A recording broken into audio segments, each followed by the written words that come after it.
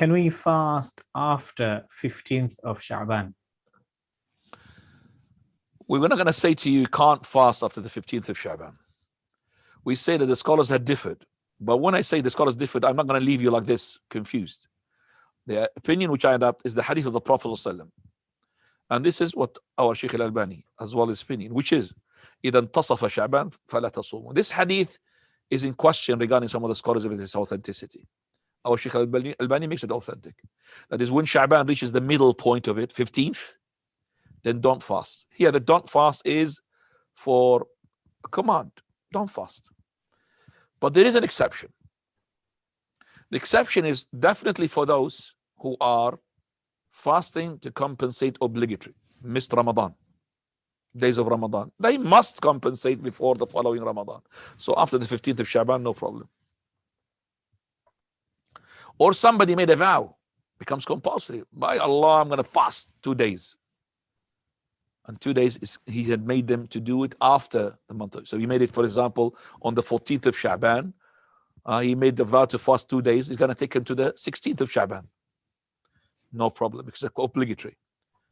That's the first. So if it's obligatory, no problem. Second one, so obligatory can be missed Ramadan, obligatory can be as well a vow.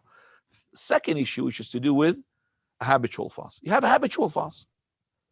You're fasting on al-Ithnain wal-Khamis. Even you started a habitual fast now. Ithnain wal-Khamis, Monday, Thursday. No problem to take all after the month, after the 15th of Sha'ban. No harm. And remember that there is more emphasis on the prohibition of fasting in Sha'ban in the last 2 days. And especially the last day, which they call it the day of the shak, the doubt. It could be the 30th of Sha'ban, or it could be the 1st of Ramadan. So here the Ammar ibn Yasir, he said, Man sama yawm al-shak, faqad asa Abu al-Qasim. He who had fasted the day of the doubt, he had disobeyed Abu al-Qasim Muhammad sallallahu alaihi wasallam. And Prophet sallallahu alaihi wasallam, he said, La tasumu, or la tasbiqu, or do not preempt Ramadan by a day or two. Do not. Why is that? Because we don't want, the Prophet didn't want the Muslim to make the month of Ramadan to be not 30, 31 or 32.